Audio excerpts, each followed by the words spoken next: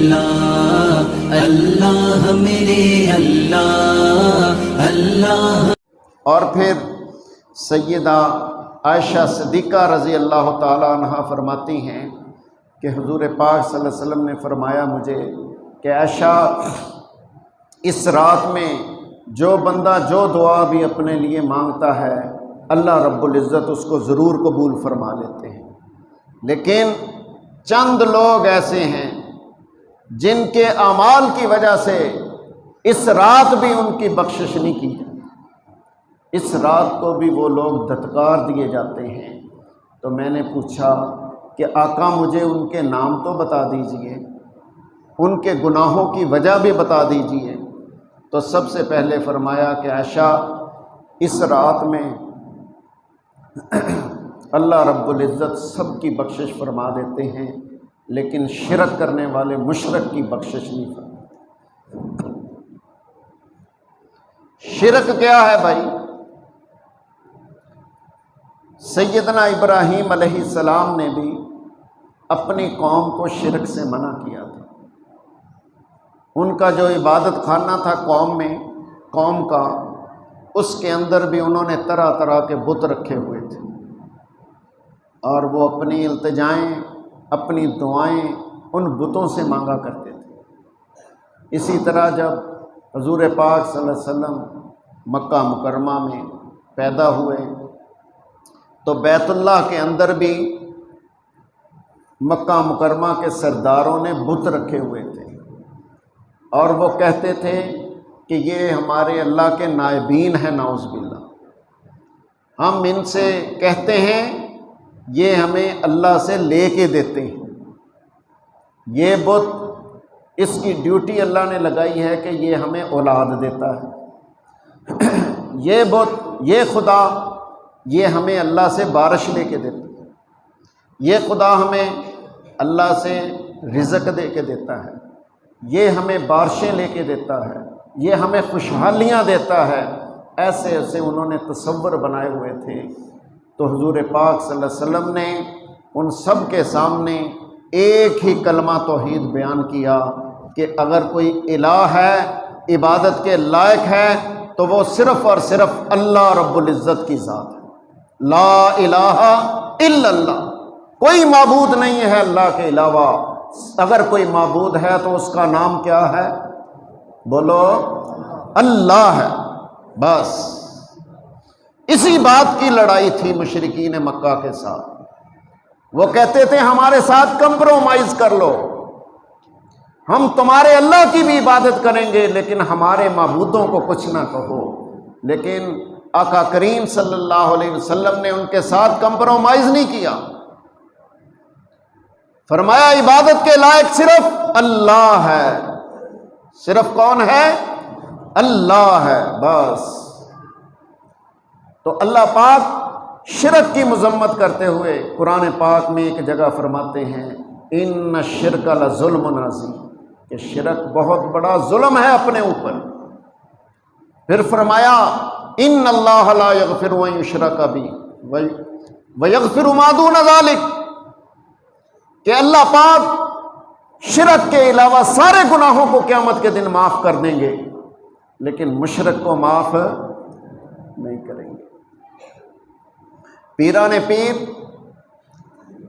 سید عبد القادر جیلانی سب کہہ دو رحمت اللہ علیہ، ان کے پاس ایک خاتون آئی، اس نے کہا کہ حضرت اگر شریعت اجازت دیتی تو میں اپنا چہرہ آپ کو دکھاتی کہ میں کتنی خوبصورت ہوں، پھر بھی میرا خاوند دوسری شادی کر رہا، میرا شریک لا رہا۔ اتنی بات کی تو حضرت بے ہوش ہو گئے۔ مریدین نے پانی پھینکا، حضرت کو ہوش آیا تو انہوں نے کہا کہ اس عورت نے کوئی ایسی بات تو نہیں کی جس کی وجہ سے آپ اتنا صدمہ لے گئے؟ تو حضرت نے فرمایا کہ اس نے بہت بڑی بات کی ہے۔ یہ مخلوق ہو کہ اپنا شریک برداشت نہیں کر رہی، وہ اللہ خالق ہو کے اپنا شریک کیسے برداشت کرے؟ اس نے یہ مسئلہ مجھے سمجھا دیا۔ کہ مخلوق اپنا شریک برداشت نہیں کرتی، تو وہ اللہ تو خالق ہے، وہ اپنا شریک کیسے برداشت کرے گا؟ اور پھر اللہ پاک نے تیسری جگہ فرمایا انما المشرکون نجس، یہ جو مشرکین ہیں نا، میرے ساتھ شرک کرتے ہیں، یہ نجس ہیں، پلید ہیں۔ اتنی سختی اللہ پاک نے عام کافروں کے ساتھ نہیں کی، مشرکین کے ساتھ کی۔ اور دوسرا فرمایا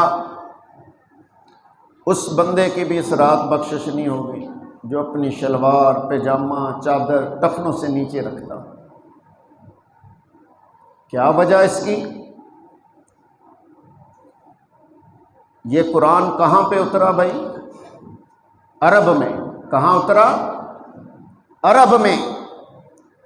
عرب کا یہ دستور تھا کہ وہاں جو بڑے سردار ہوتے تھے وہ چادر باندھتے تھے اور آدھی چادر ان کی زمین کے اوپر آ رہی ہوتی تھی، یعنی سردار صاحب جا رہے ہیں اور پوری گلی کی صفائی کرتے ہوئے جا رہے ہیں۔ یہ ان کا ایک بڑا پن تکبر تھا۔ اس تکبر کو اللہ پاک نے ناپسند فرمایا، اور اللہ پاک فرماتے ہیں الکبر ردائی، کہ بڑا پن، تکبر یہ میری چادر ہے۔ کس کی چادر ہے؟ بولو، اللہ کی چادر ہے۔ بڑا پن، تکبر، بڑائی کس کے لیے ہے؟ بڑائی صرف اللہ کے لیے۔ تو اللہ پاک فرماتے ہیں جو اس میری تکبر والی چادر کو اوڑھنے کی کوشش کرے گا ہم اس کو نیست و نابود کر دیں گے۔ اس لیے یہ شلوار کو ٹخنوں سے نیچے رکھنا یہ تکبر کی علامت ہے، یہ اللہ تعالیٰ کو پسند نہیں ہے۔ اور تیسری فرمایا ماں باپ کا نافرمان، اس کی بھی اس رات کو بخشش نہیں ہوگی۔ شراب پینے والے کی بھی اس رات کو بخشش نہیں ہوگی۔ کینہ رکھنے والے کی، بغض رکھنے والے کی بھی اس رات کو بخشش نہیں ہوگی۔ کینہ کیا ہوتا ہے بھائی؟ کینہ ہوتا ہے کسی کے پاس فراوانی دیکھ لی، خوشحالی دیکھ لی تو دل کے اندر بغض پیدا ہو، یار اس کو کیوں مل گیا، اس کو نہیں ملنا چاہیے۔ حالانکہ ہمارا اسلام، ہمارا دین بڑا پیارا مذہب ہے، یہ ہم کو تو یہ سکھاتا ہے کہ اگر کسی مسلمان بھائی کے پاس، دوست کے پاس، رشتہ دار کے پاس، محلے دار کے پاس خوشحالی دیکھو تو تم بھی اس کو دیکھ کے خوش ہو جاؤ، اس کو دعائیں دو کہ یا اللہ تو اس کو اور دے، اور اپنے لیے بھی دعا کرو کہ یا اللہ اس کو دیا ہمیں بھی دے، اس کو دیا ہمیں بھی دے۔ اللہ تعالیٰ قادر ہے نا بھائی، ہر چیز پہ قادر ہے، اگر کسی کو دے سکتے ہیں تو ہمیں بھی دے سکتے ہیں۔ تو یہ کینہ ہے، بغض ہے جو اللہ کو ناپسند ہے۔ اور اسی طرح قطع تلقی کرنے والا رشتہ داروں کے ساتھ، دوستوں کے ساتھ، یہ بھی اللہ پاک کو پسند نہیں ہے۔ حضور پاک صلی اللہ علیہ وسلم نے جب تشریف لائے تو اپنے قبیلے میں دوسرے قبیلوں میں محبتیں بانٹی ہیں، قطع تعلقی کو ختم فرمایا ہے۔